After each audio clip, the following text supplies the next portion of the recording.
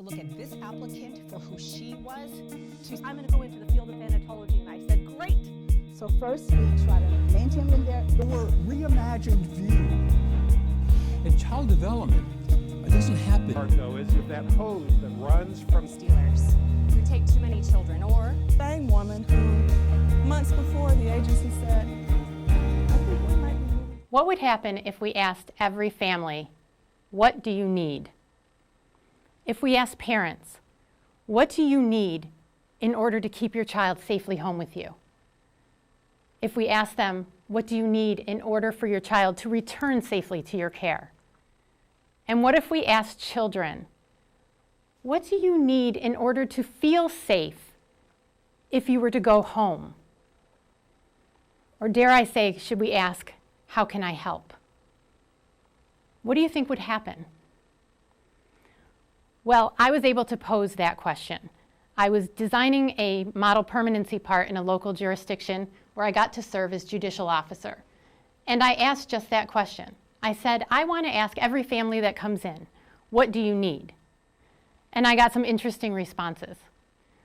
From the agency, I was told that it wasn't necessary because they were already coming in with a services plan for the family. From the Parents' Council, I was told it was probably not a great idea to do because parents were going to be resistant. They weren't going to engage with me, and they might even leave. And one council even suggested that one might wave their favorite finger at me on their way out the door. So what do you think happened? They talked. The parents talked. Nobody was angry that I was asking them what they needed. They felt heard and they felt respected. And they talked. They talked about their lives. They talked about their children. They talked about their challenges. It was great. They talked. And we listened. And we tried to listen. What didn't they say?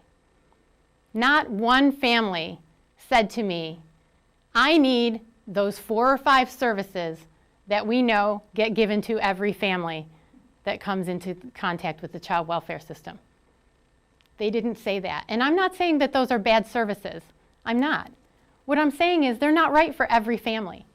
And many families need much more than those services in order to be successful. People don't think in the way of what they need as services. They don't think that way. They think about the conditions of their environment. They think about their relationships, positive and negative. They think about behaviors. They think about their own behaviors. They think about the behaviors of others that contributed to where they are today. And that's how they think. So that's what you're going to hear. And it's very different to hear things in that way. So it sounds simple enough, right? And yeah, it's simple. It's simple to ask a question, what do you need? But simple's not always easy. And this is definitely not easy. And why isn't it easy? It's not easy because we're human. Right? We're human. And what does it mean to be human? It means that we don't like to talk about things that necessarily make us uncomfortable. And as humans, if somebody's reaching out for help, we want to be able to help. We want to be able to fix it. And if we don't know what people are going to say back to us, we don't know if we're going to be able to fix it. And that causes us a level of discomfort. But to those concerns, I say to you, is it enough? Is it enough to have made those standard referrals for those 4 to 5 services in order to satisfy reasonable efforts requirements? Or does it require that something more? Does it require that we ask the question about needs and that we're responsive to those needs? I would say it does. And I would say anything less is not reasonable. So what are we really talking about here? We're talking about engagement. Right? And we're talking about engagement as a path to true reasonable efforts.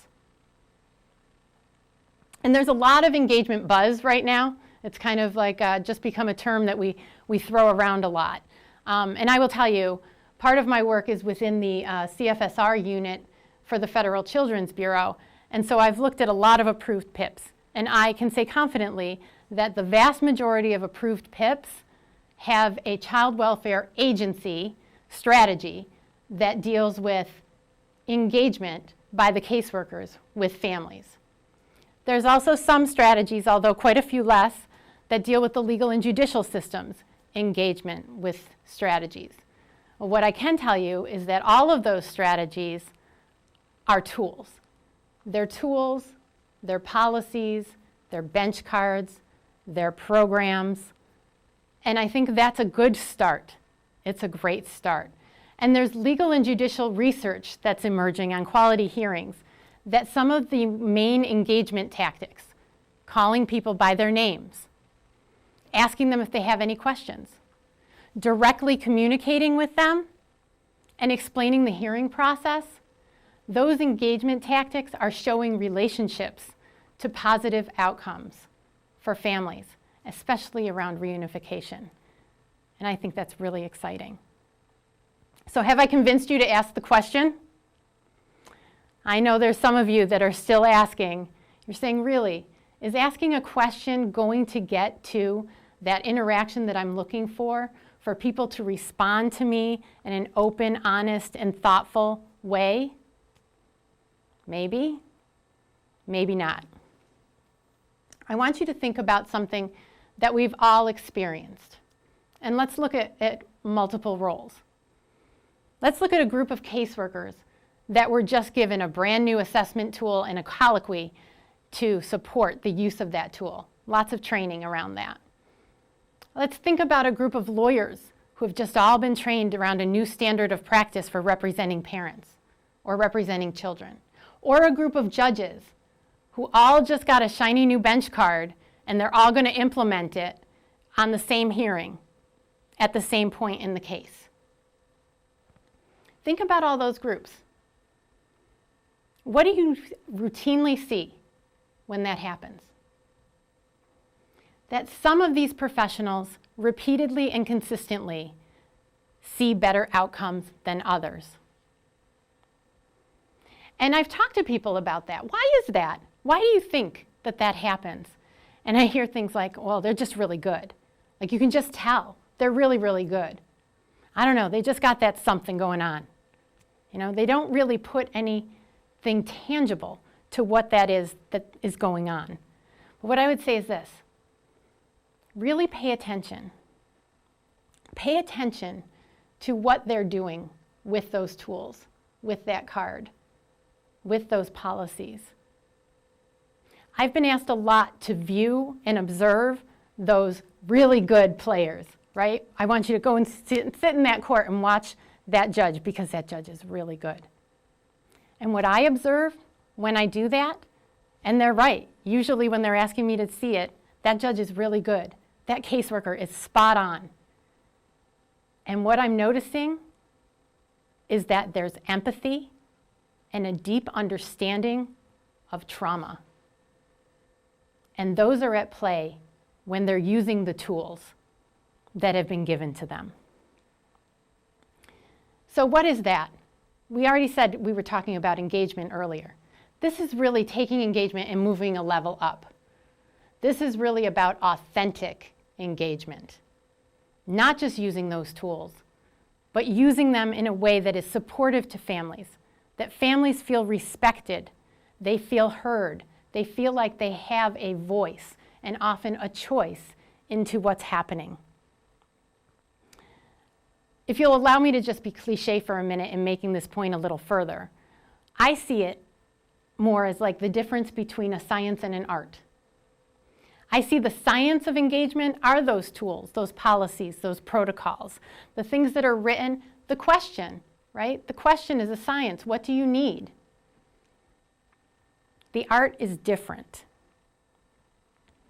For the art, we recognize that we have to connect on a very basic human level with people. We've learned and we understand about trauma, and we're empathetic to people's situations, either the situation that they're in now or the situation that they've lived their life that brought them to the situation that they're in now. That's really very important to practice the art of engagement. Some people will say, well, that an art is a talent. It's not something that can be learned. Well, I challenge that when it comes to authentic engagement. I think you can learn I think you can absolutely be a learner. There's a lot of information out there on the web about empathy. And I promise you won't have to go to page 2 of Google for it. You can Google once, you'll get the definition, and then you'll get a page of resources that you can look at and think more critically about your own ability to be empathetic. I think that's really very important. And there's certainly an abundance of education available to start thinking and learning about trauma in the child welfare system. So if you'll allow me a moment, I'd like to go even deeper. We've talked about engagement, asking the question, what do people need? We've talked about authentic engagement, using your empathy and connecting with those people when you're asking that question. But we need to go a little deeper. We need to be active listeners. When we ask that question, even if we ask it in an engaging way, if they say things to us and we haven't listened to what they're saying, we're still not being helpful, we're not being respectful. We need to be active listeners. And when we're active listeners, we need to respond with something that's going to help this family. And please, hear me, that response is not necessarily services. Could be, but it'll go much beyond that when you're really listening.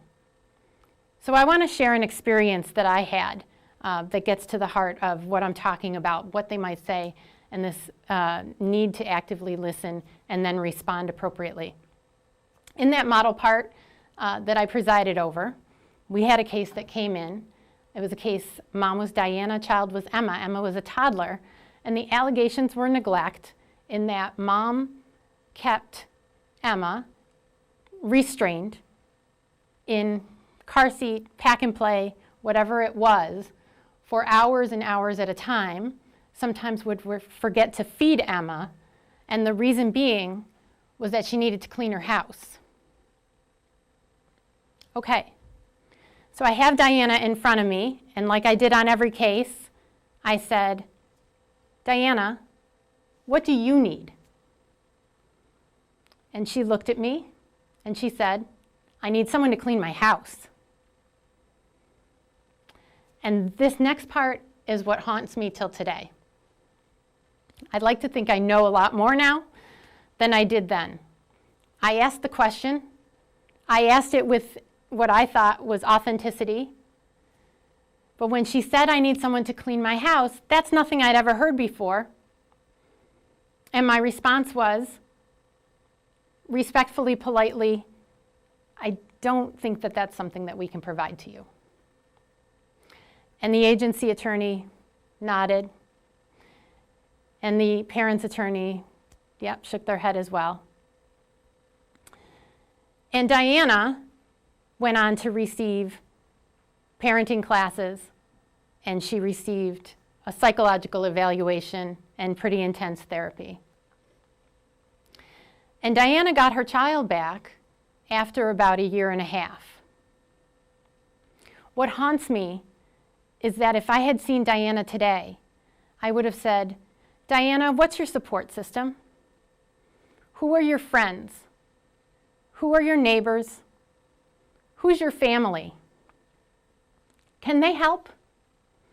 Can they come in and maybe clean for you while you are interacting with your baby? Can they watch your baby while you clean on some days? Can they come into your home and maybe do something, clean your house, while you go out with the baby, right? So I wasn't going to be taking care of the problem just by doing that.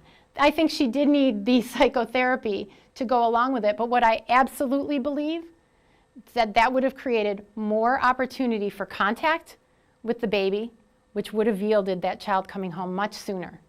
And maybe if her support system was strong enough, I don't know, I didn't ask, maybe that baby didn't even need to be removed.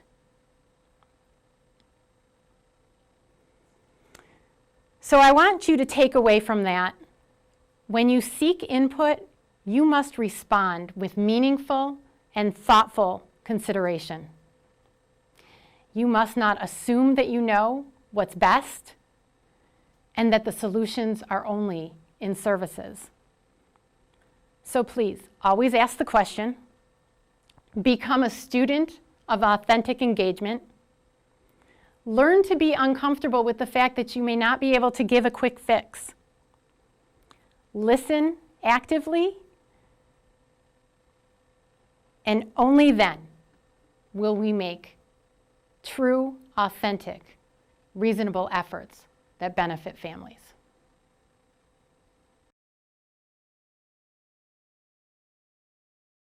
Two separate